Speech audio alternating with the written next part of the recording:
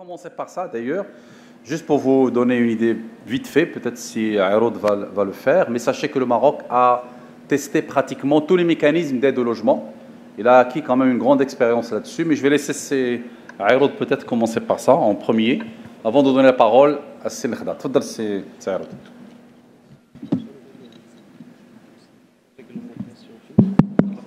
Ça marche. Une fois ça marche. Écoutez.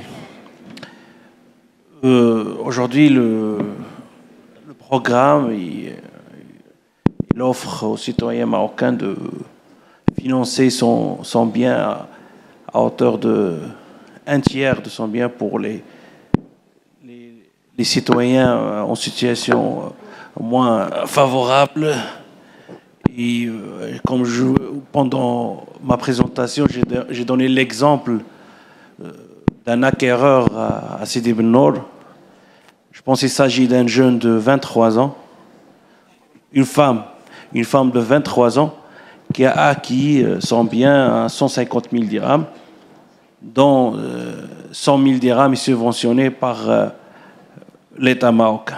Ça veut dire que les 2/3 du bien sont payés par l'État marocain, et ça encourage l'accès au logement, et surtout ça favorise la dignité des citoyens, ça favorise l'équité sociale, et ça rentre dans une politique globale du gouvernement marocain sous les hautes instructions de Sa Majesté pour installer l'État social et le ciblage direct des citoyens, et surtout la redistribution de la richesse. Pour rebondir sur la mobilisation de la FNPI, écoutez, ils sont absents aujourd'hui pour des raisons personnelles, mais sachez qu'ils sont mobilisés avec nous. Le ministère était ouvert à tous les acteurs du secteur avant de légiférer. On a des réunions périodiques avec la FNPI. Et vous ne pouvez pas imaginer le nombre de jeunes entrepreneurs qui sont affiliés jeunes promoteurs qui sont affiliés à la FNP, qui nous sollicitent au niveau central et au niveau de nos représentations territoriales. Ils sont intéressés par ce programme, surtout les petites et moyennes entreprises, parce que grâce à ce programme, comme l'a bien précisé M. Toledano, on est arrivé à aplatir un peu le marché. On a élargi le spectre. Il n'y a plus de nombre d'unités exigées. Du coup, la petite entreprise est épanouie par ce programme. Le tâcheron, peut-être demain, aujourd'hui, il peut construire, et ça crée de l'emploi. Et les petites entreprises et moyennes entreprises sont plus favorables à la création de l'emploi. Et donc, ça répond à des sollicitations qui ont été exprimées. Et surtout, tout ça, c'est venu dans une démarche participative. Et pour vous dire, celui qui est amené à légiférer, souvent, il ne doit pas se fier aux a priori. Il ne doit pas céder à tel ou tel lobby ou à une doctrine idéologique. Lorsqu'on légifère, on légifère pour l'avenir du pays. Et c'est pour ça qu'on a pris du temps pour réfléchir à ce programme. Et les chiffres sont là. Et les remontées données sont là. Et ça réussit, ça attire les Marocains. Okay. Je voulais rebondir aussi. Allez-y, monsieur, prenez le temps de réagir aux questions qui vous ont été posées. Je voulais rebondir sur la dématérialisation qui peut être un obstacle devant l'accès à ce programme. Cher monsieur, détrompez-vous, les Marocains, ils s'adaptent à une nouvelle technologie.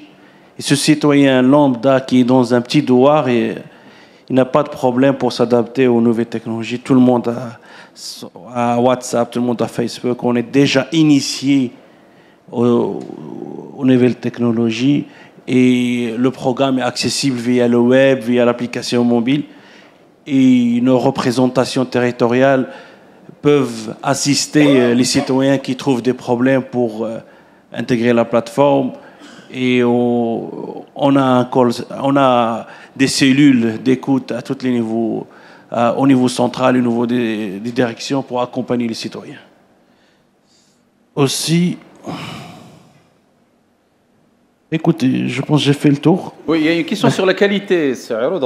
À la qualité. Je vais vous interpeller sur ça, oui. Parce que vous avez laissé entendre que vous laisserez la qualité se réguler par l'offre et la demande. C'est-à-dire c'est le client qui va obliger plus ou moins à ce que la qualité monte en puissance. C'est une question sur laquelle il y aura peut-être un débat, mais est-ce que vous insistez sur cette logique ? Puisque quand même, c'est un marché où il y a quand même un rôle important de régulation en amont pour ne pas laisser le client directement... Bien sûr, cette construction elle est régie par les lois en vigueur, c'est régi par un document d'urbanisme. Les normes de qualité sont là, on ne va pas les sauter. Mais on a jugé plus pertinent de laisser aux citoyens de faire jouer la concurrence pour avoir un produit meilleur et pour avoir un produit qui répond à ses exigences personnifiées. Donc la question de qualité ne se pose pas. Parce qu'on fait confiance à l'intelligence du Marocain, du citoyen marocain. Il a le choix de choisir, de différencier entre le bon et le moins bon. C'est tout. Merci. C'est le Khda, si vous voulez réagir aux interrogations. Et en attendant, juste pour compléter, pour ne pas frustrer nos amis du Togo, le Maroc avait pendant longtemps fait de l'aide à la pierre, de l'aide en amont, donc soit aux promoteurs par des subventions, par de la défiscalisation, soit par des dérogations urbanistiques, soit par carrément des subventions sur certains projets pilotés par l'Omran. Mais là, la dernière politique, elle va plutôt à l'aide directe aux acquéreurs. C'est ce dont M. Aïroud a parlé. 100 000 dirhams lorsqu'il s'agit d'un logement de moins de 300 000 et 70 000 dirhams lorsqu'il s'agit d'un logement entre 300 000 et 700 000 dirhams. Voilà, grosso modo, pour être complet, pour vous répondre. C'est Saïd Fadl. Merci beaucoup, c'est Fikret. Donc, je commence par réagir à la question du préserver les us et coutumes des bénéficiaires. Donc, c'est ça l'idée effectivement au début du programme de reconstruction. Donc, le choix de l'État, c'était de présenter une aide directe aux bénéficiaires qui vont faire de l'autoconstruction, mais avec bien sûr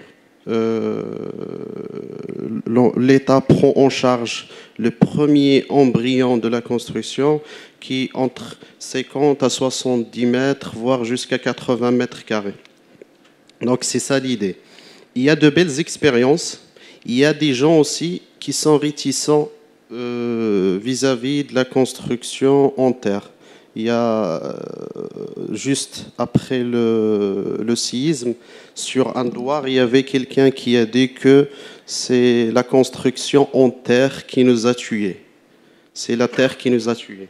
Donc, il faut faire un peu l'effort de convaincre les gens aussi pour recourir à d'autres solutions de construction. C'est un travail de chaque jour, c'est un travail de proximité. Donc, les professionnels, ils sont mobilisés dans ce sens. Tout le monde met sa main dans la pâte. Pour la question de l'aménagement des douars. Donc là, le premier objectif, c'est de reloger les gens avant septembre. Il y a l'agence qui va venir, qui va travailler sur le long terme. Effectivement, il faut mettre à niveau les douars, il faut aménager les accès. Il y a beaucoup de travail. C'est un investissement énorme, je crois que c'est 120 milliards de dirhams sur les 5 ans. Donc il y a beaucoup de travail encore à faire, mais là, on est concentré sur reloger les gens avant les échéances fixées par Sa Majesté. Merci. Merci beaucoup, c'est Saïd. Madame Khalil, vous avez été interpellée sur le code de la construction, qui apparemment dort encore dans les tiroirs, donc il faudrait répondre à cela. Je donnerai par la suite la parole à Sebna Zeuz, ensuite c'est Chakib et c'est Hababi. Mais tout le monde aura un petit mot à dire après. Faudrait Madame Khalil. Merci beaucoup pour cette question. Donc, c'est vrai qu'on parlait du code de la construction avant. Maintenant, il s'appelle le projet de loi portant organisation des opérations de construction. Donc l'idée au début était très ambitieuse, c'est d'avoir un code de construction qui regroupe tous les règlements techniques. Et donc on est passé à une autre logique avec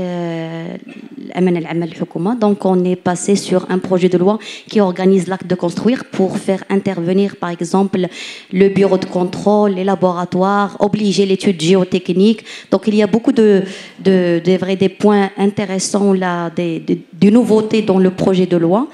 Et justement qui va cadrer plus l'acte de construire avec une obligation d'expertise technique pour les constructions qui ont 10 ans pour toute transaction immobilière, avec une assise juridique pour les procédés innovants qui posent aujourd'hui problème. Et il y a d'autres chantiers en parallèle pour les règlements techniques. Vous avez parlé tout à l'heure du béton. Donc on travaille sur le règlement justement sur le béton armé. Et pour revenir à la question des matériaux de construction locaux, généralement, ils ne disposent pas de règlements techniques comme le béton. Donc, généralement, ça peut être une décision de citoyen qui ne veut pas construire en matériaux locaux. Des fois, c'est le bureau d'études qui cherche la facilité ou le parcours dialogue.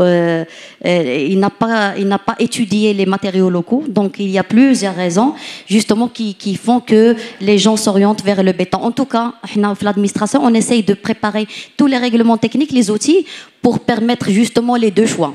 Donc, on travaille sur le règlement du dimensionnement de la structure en terre. Comme vous le savez, donc le parasismique, il donne la répartition des charges. Donc, on est obligé d'avoir des règles de calcul. Donc, on est en train d'élaborer le règlement. J'espère que ça va être achevé pour la fin de l'année. Et on essaye de préparer tous les normes justement pour encourager et promouvoir la construction en terre. On travaille également sur l'étanchéité traditionnelle. Donc, comme vous le savez, il n'y a pas une norme marocaine pour l'étanchéité traditionnelle. Et les gens, les bureaux d'études et les bureaux de contrôle sont obligés de s'orienter vers l'étanchéité conventionnelle parce qu'ils doivent suivre avec les assurances. Donc, il y a beaucoup de chantiers qui sont en cours justement pour promouvoir l'utilisation des matériaux locaux.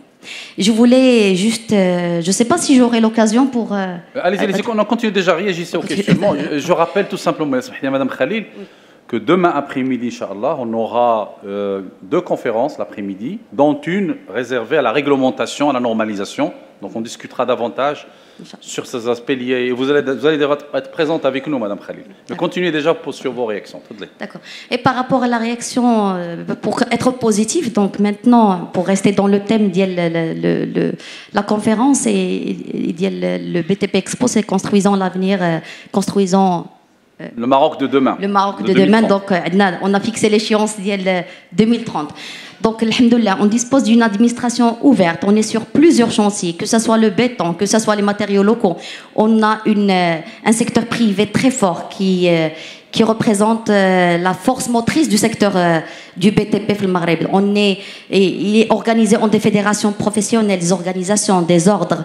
Et nous avons une production nationale en matériaux de construction très forte, avec une capacité de production qui peut évoluer justement pour accompagner tous les chantiers du Maroc d'ici 2030. On a une expertise nationale qui se conforme aux standards internationaux.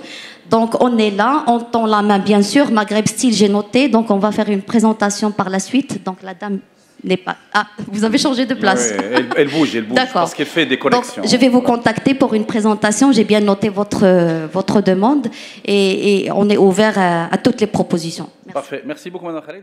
Mettons toute notre énergie au service du bâtiment et de ses professionnels. Unis, nous sommes plus forts.